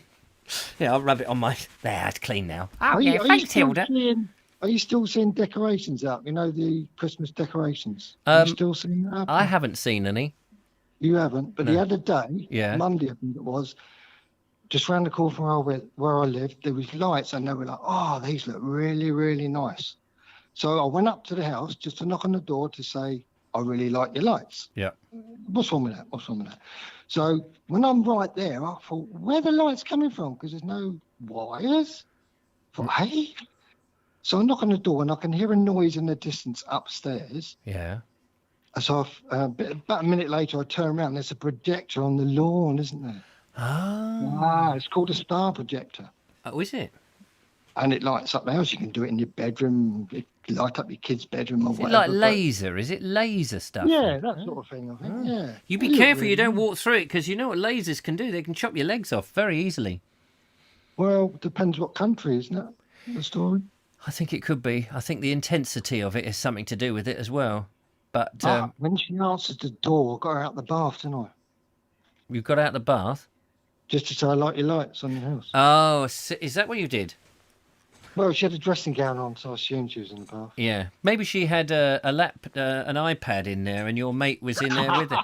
Anyway, we better move on. But Lance, All right, thank you so much. I love the story with the mask. I think that's a genius one. Well, that sums up the virus, doesn't it? It And how does. people It sums deal up with it. people's attitudes, doesn't it? I'm doing the right thing. You ought to do the right thing. Here, have my mask. Don't worry, I've got hundreds at home. Oh, I don't know. Anyway, you look after yourself, and thank you so much for calling in. Thank you for the donation you gave the other No day. worries, man. Right, No worries. let's keep that quiet. Yeah, no, brilliant. Lovely to talk to you. And so I look forward to your next batch of pictures. Okay, boy. Okay, boy. See you soon, Lance. See you later. Bye-bye. Bye-bye, bye-bye. There we are. That's the lovely Lance from Horsham. Lovely chap. Lovely chap. Yes, so there we go. All very exciting. We're running close to the end of the show. Got 15 minutes. We still got some videos to go, so let's nip into the video box. Oh, that was a bit loud, wasn't it? I must turn that down. We have yet a moment of Murphy to do, and we have Nikki, 2 more videos to do. I think we will go with a moment of Murphy first, because we haven't seen Murphy, when I say Murphy, I mean Andy, or Andrew Murphy, for a while. So let's catch up with our moment. Thanks, Andrew.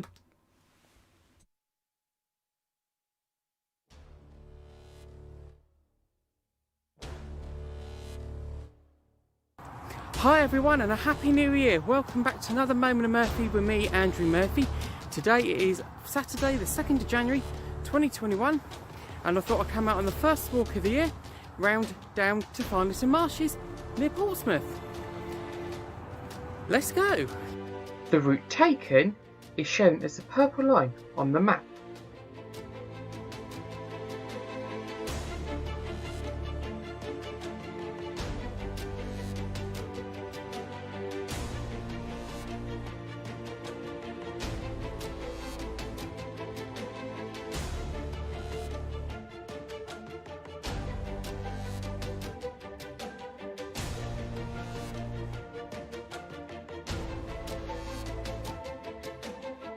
Right everyone, I've now arrived down at Farlington Marshes.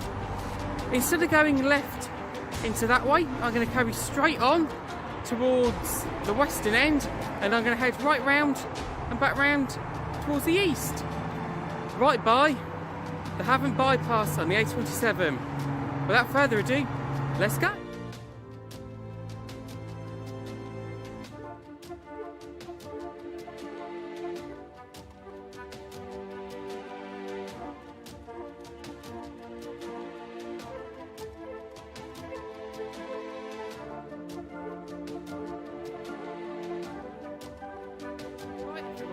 I am now walking along the outer perimeter of Farlington Marshes. On my right, I've got a lovely view at the east side of Portsmouth, and on my left, I've got lovely views into West Sussex and the South Downs National Park.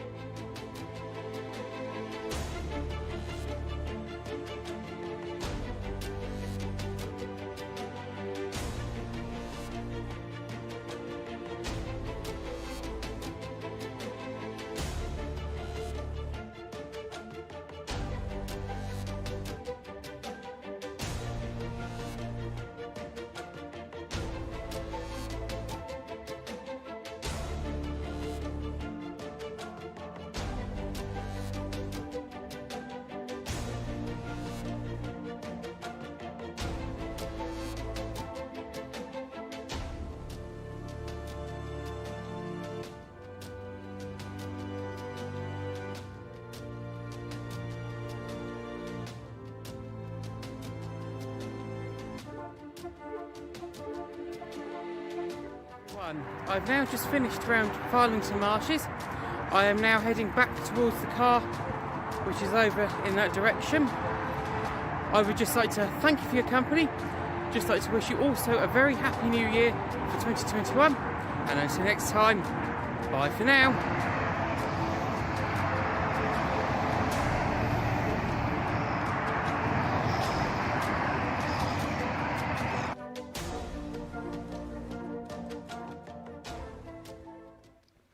Wow, what about that, ladies and gentlemen? Fantastic. Andy Murphy. That was some of the pictures there was superb.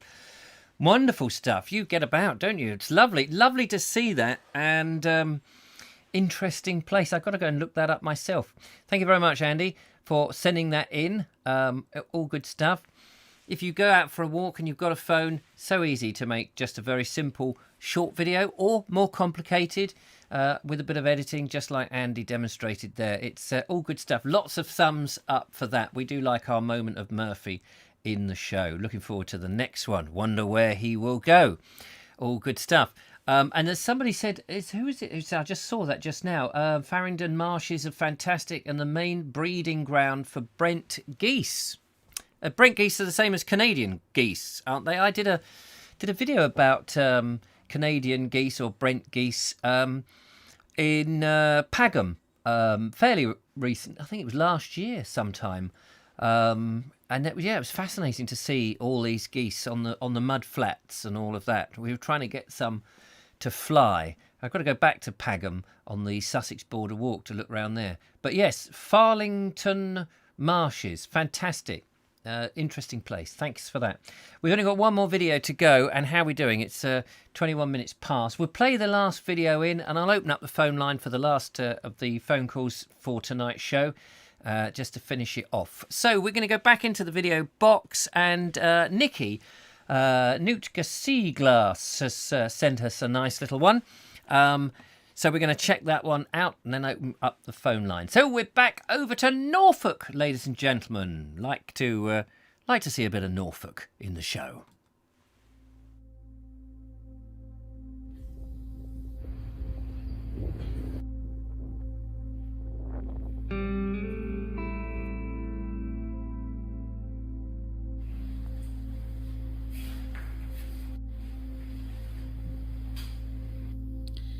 This side frame was part of a derelict three-bell frame dated 1470 to 1506. It was removed in 1988 and replaced with a 5-bell frame made in OPEP, never heard of that word, OPEPE timber.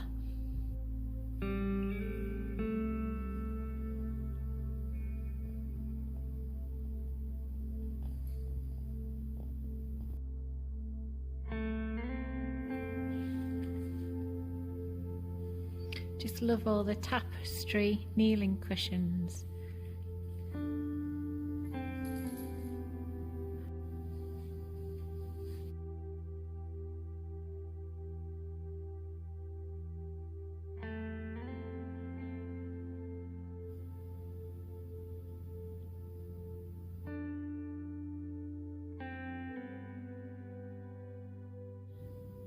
I particularly love this stained glass window. It's got depictions of Matthew, Mark, Luke and John.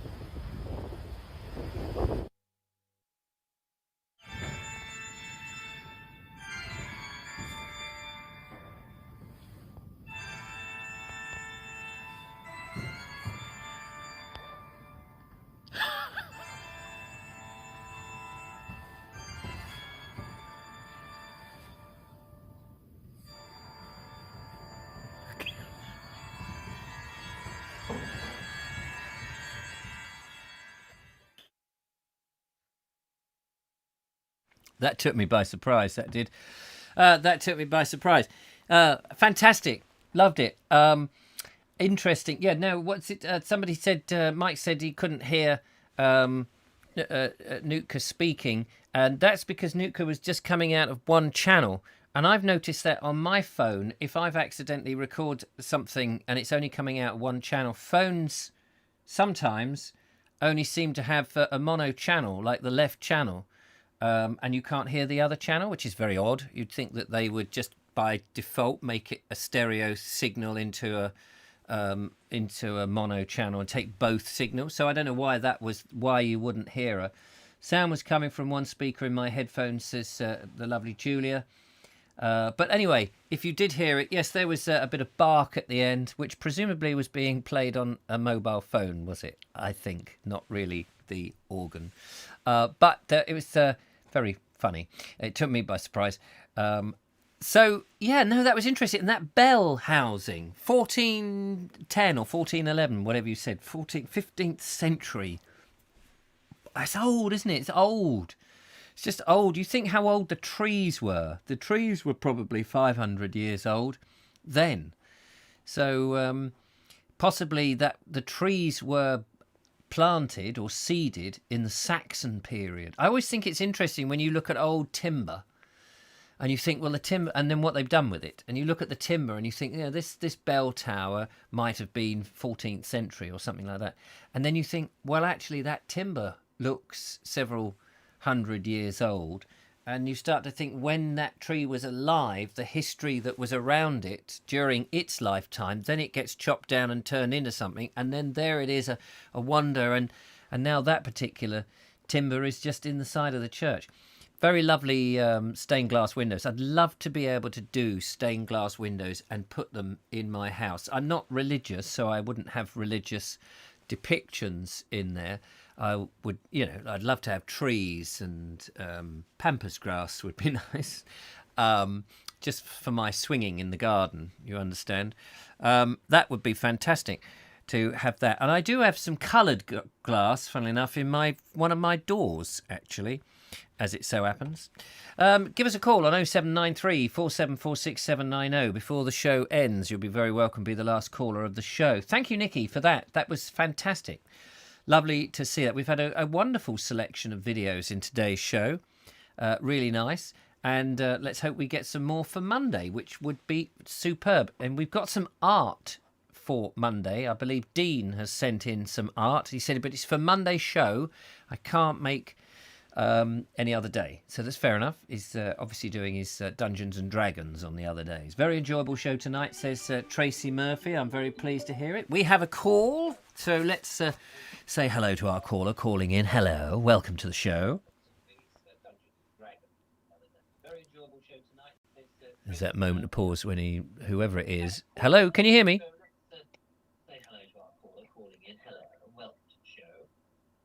Hello. Hello. Can you hear me? Yes, I can hear you, but you're listening to the YouTube feed. Do you want to listen to your telephone?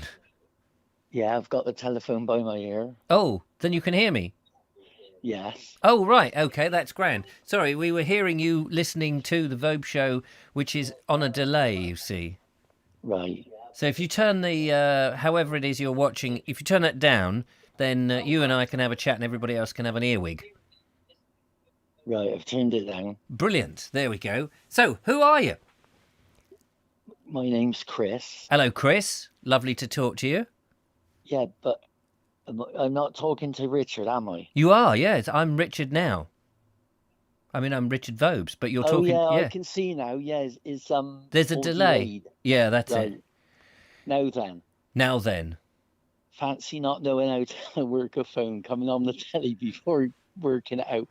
That's all right. But I do sympathise with you because when I first had the phone, it took me ages getting my head around it because it's all new technology. So you're Chris who donated the phone. Chris, how lovely to talk to you. Yeah, and on the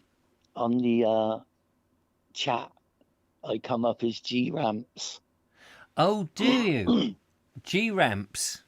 Yeah, Gramps. That's the name the grandson gave me. Oh, that's perfect then. That's perfect. Where are you calling? Where are you based? I can't remember off the top of my head. Well, it's 9 miles from Weston. Oh, right. Weston-super-Mare. Called You're in the Somerset? No, it's about 3 miles from Weston. It's Whirl. Oh, Whirl. Whirl? Where's Whirl? Whirl. Whirl. Is it? Are we Yeah. talking Somerset or North Devon? Yeah, yeah. Which one? North Somerset. No. Yeah, I'm nowhere near Devon. That's Right. 100 miles away. Oh, all right, fair enough. North Somerset. North. I love your accent, by the way, Chris. Yeah, they say I sound like a farmer. You do. Can you say "get off my land"? Get off my land. Fantastic. There we are. You see, every now and again we have people who are from that neck of the woods, and I have to get them to say "get off my land" because it's just classic. We love it. Whirl. And anyway, I got a few things to say. Yes, sorry. I've got my jab next week, Have you? and the price of them I heard is about $3.50. Oh. So it's not that much. Oh, right. So we're not saving the government that much money then. And I feel as though I ought to have it. Yeah. Because if I don't and then I get the COVID, they might not be very nice to me. So are you? Seeing I had the offer. Yeah. Well, seeing as you got the offer, you might as well take it. So have you got to go anywhere special to have it done? Yeah, I got to go about 3 miles to Langford from where I live. Oh, right. Okay. Langford. And then is that at the local GP or at the hospital or somewhere like that? Yeah, it's one of the surgeries in the Right. group, but it's not.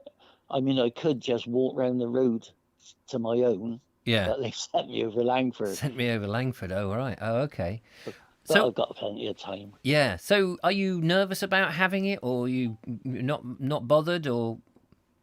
No, I think I should have it. That's Yeah. just my opinion. Yeah. No. Quite Because- right. Because, like I say, if I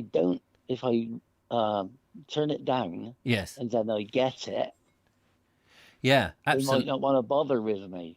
No. Well, they'd have a duty of care to bother with you, but they may treat you a bit indifferently. It's Frosty. like Yeah, frosty. Yeah, frosty. like that. There's your tea, mate. You troublemaker. Now, the other thing I want to say to you, Yes. if you're going to wear that watch, Yes. if you put it on your wrist, when you pull your wrist up to tell the time, it comes on. Does it? I'm going to put And it when on you now. It's I to haven't. save your battery. It- Then if you put your arm down, it goes off. Oh, I see. Hang on a minute. So So if I've got you the had it watch. on I've your got the. wrist I put and- the watch. Hang on. Let me get rid of that. Where is the thing? There we are. I've got the watch Yeah. on. Okay. Now, if And- it's down by your side, your hand, and then you lift up your hand to see the time, it'll come on. Good God, it does. You're quite right. Now, the other thing is, Yeah. the screen is a touch screen. Right. So if you bang it, Nothing happens. How hard you is? know, tap it with your finger. Tap the screen with your finger. Oh yeah, I've got it. Tap it. Yeah. I know you're No, watching if- a delay. I do get it eventually. It's there now. Right now, if the screen's gone small, Yeah, because it The did go face. small. Yeah, it did go small on one right occasion. now, if you swipe it left or right, that changes the face. You can pick different faces. And Oh, I you see. stop on the one you want and then tap it again, it'll come big. Oh right. Oh okay. Now, if you swipe up and down, it gives you all the other options like Oh, the blood messages and things. pressure, a timer. You can Slow. See your Oh, heartbeat. showtime. I thought it said slow time. Can I slow time? yeah, it's loaded with a thing. Of course, it's got a history to it. Back in the day, Yeah. when I was 19 stone, Blimey. I decided I had to do something about it. Right. So I started off with a Fitbit, and I was doing my 10,000 steps a day. And then I bought that phone, which was new at the time, and it came with the offer of that watch. Oh. So I thought, well, I might as well go for it because it was for nothing. So later on that coming, that's got an app on the phone, the Huey app. And you sync it up with that. I think you can set the time by that. But I was using that watch then to do my walks. I was doing about 6 miles a day, 15,000 steps. Wow. And Good for I went you. from 19 stone. Yeah. Well, I'm now just under Well, I'm 13'10", just over 14 stone. Wow. In how long?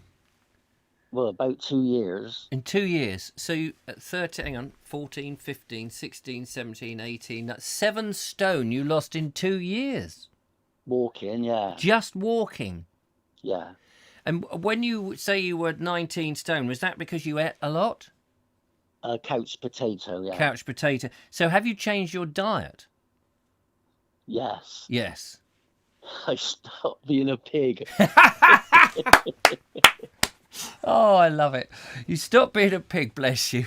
You stop being a pig. And I guess the more you walked, the less you found you needed to eat. Obviously, at first you probably felt quite hungry, but as you walked, your metabolism started to give you energy and you didn't necessarily feel hungry. Well, exercise is a bit of a double-edged sword. Right. It loses your weight, but it gives you an appetite. Mm-hmm. And then the fitter you get, you start growing your muscles. So that makes you heavier. Yes. I mean, I got down to 12 stone 8. Wow. But I've crept back up to just under 14. But I'm happy. I'm happy with what I achieved. And I used to wear XXX clothes. Wow, yeah, of course. And everything's medium now. I chucked everything out. I'm medium. You are amazing. So, Well, not bad for 76. 76, and there you are from 19 and this is going to put, years on your life. And I used to take 7 pills a day. 7 pills? I had a stroke. Right. When I was about 64. So they put me on the pills. So I was in the system. And you have once you're in a system with something like that, they give you an MOT every year to see how things are going on. Yeah. Well, as the years went by, I was having these MOTs and everything was coming out fine. So I said, well, can't I stop taking the pills? But they're all frightened to give you an answer, I suppose, in case anything goes wrong. But I haven't took me pills for about a year now. Haven't you? I just decided not to. Right. Because there's nothing I can do now. My cholesterol's fine. Everything's fine. Yes. I've lost the blood pressure. My blood pressure's fine. I check it regularly. But I'm just taking if I should suddenly go, then I do. It's my choice. Yes, absolutely, it's your choice. And the walking, though, has probably, brought you fitter. Clearly you've lost the pounds, but it's that exercise has also helped the need not to have all these things. Well, I believe that, and I did change my diet, but I've even gone further now. I'm trying to be full vegan. Are you? Because I'm convinced now that all that dairy, that meat, if you've ever watched the films on how they treat animals. Yes, absolutely. People don't go vegan just because they don't want to eat chicken or meat or dairy. They go vegan because of the cruelty. Yes. The processing of it all. Yeah, it is. It absolutely, and since I was reading my farm books about the farming world and just talking of crops, never mind the animals, that was enough to start me off investigating. And as you start to be aware of the food that you eat that is, delivered in the supermarket, you suddenly realise, as you're saying, with industrial farming for animals, the way pigs and chickens and all these animals are treated is absolutely abysmal. Appalling, yeah. Yeah, and you wouldn't do it to your pet, so why would you do it to anything else?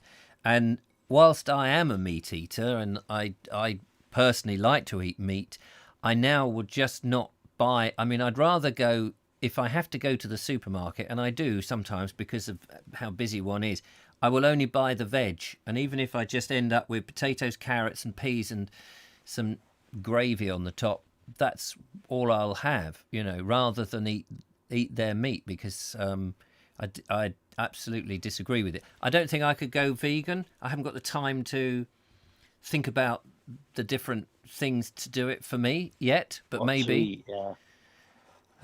But good for. I mean, how remarkable that is. So from 64. Yeah. 64 that you had Had a stroke. had your stroke, and then from then on in, you've said, right, I'm doing something. The wife made me pack in work then, so I finished a year early. Right. She said, "You bloody stop work." I didn't want to. I had every intention of just carrying on. What sort of work was it? Manual work or desk work? I ended up driving a excavator. Right. So you were sitting down a lot. Yeah. Oh yeah, and then nothing manual. Yeah. Well, only climbing in the machine. And I suppose at 19 stone you'd get out of breath just climbing in the thing. Well, it wasn't that bad. All right, no, I'm being think you cheeky. are. Yeah, no, I was just being cheeky.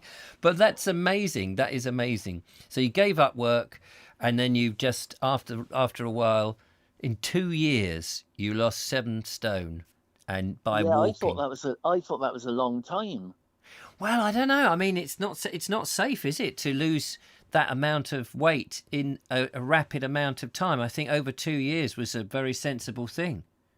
Yeah. I'm not a dietitian person or a health expert in that way, but I think you have, just as you put weight on gradually, it's probably better to take it off gradually than to do it in one, because otherwise your skin just, you see these people with the skin that's sort of like envelopes hanging off them. Oh, well, the wife calls me turkey neck. Oh, she's nice, isn't she?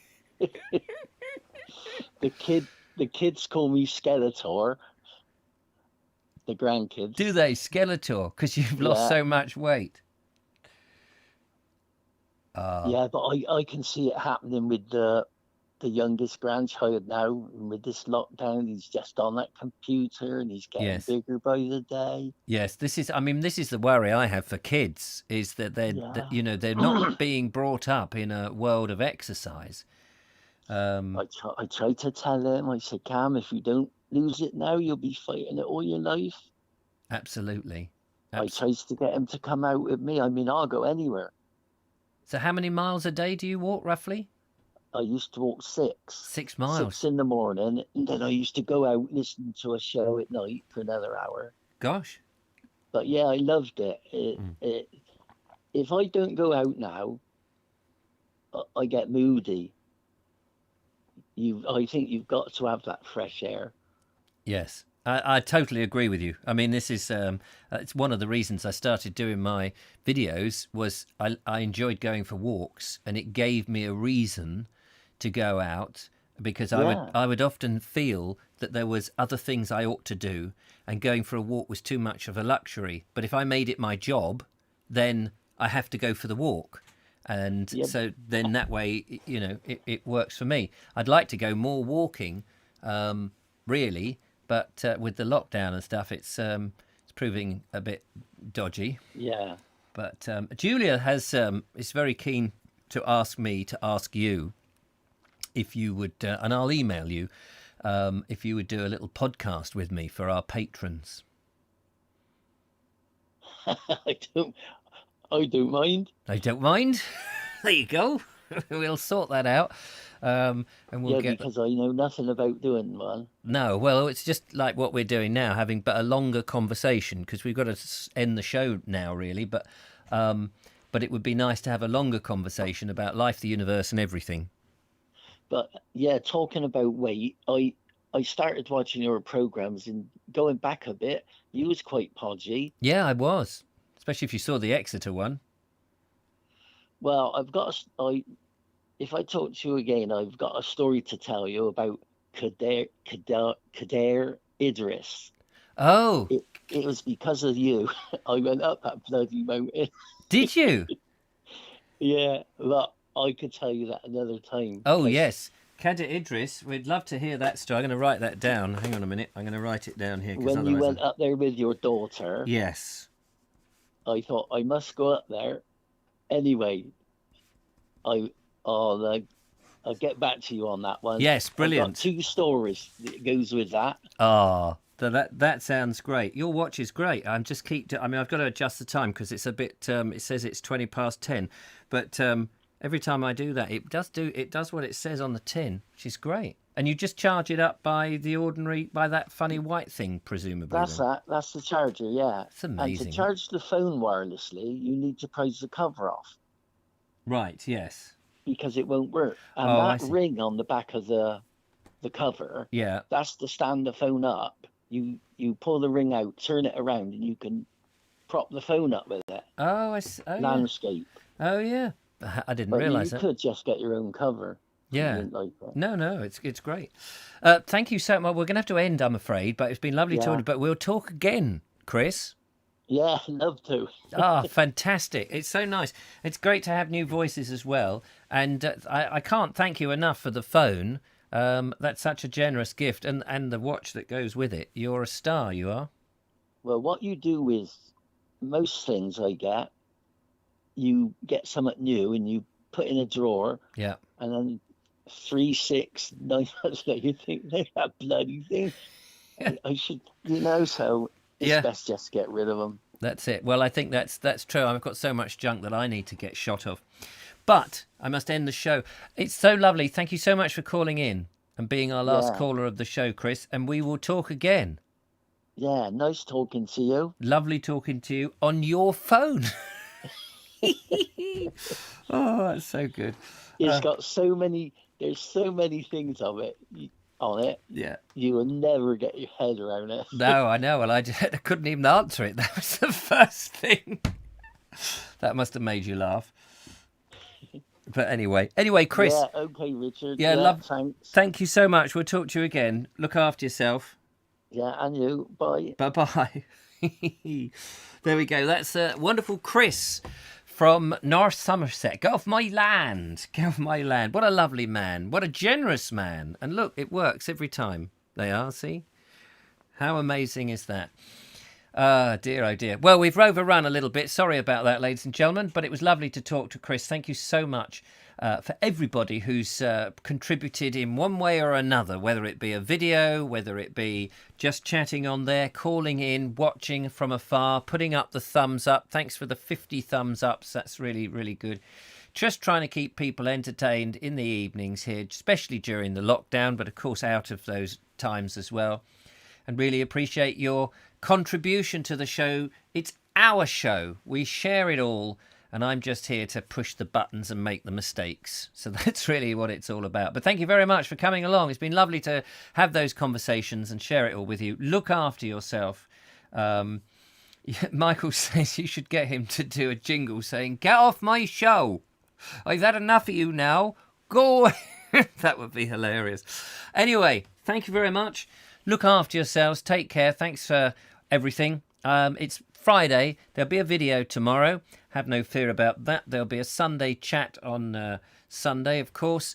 I'll be back on Monday with the Vobes show. There'll be the Listen with Vobes in the afternoon as usual and more videos. And, of course, we will be having Josh, who is my special caller in conversation with and the patron on Sunday morning. You'll get that sometime in the morning, usually before 9 o'clock, but it does drift a bit depending on. But that's it from me. Take care, look after yourselves, stay safe, keep yourself happy, keep smiling, and stay positive. We're going to try and stay positive in 2021. Till next time, bye-bye for now. Bye-bye!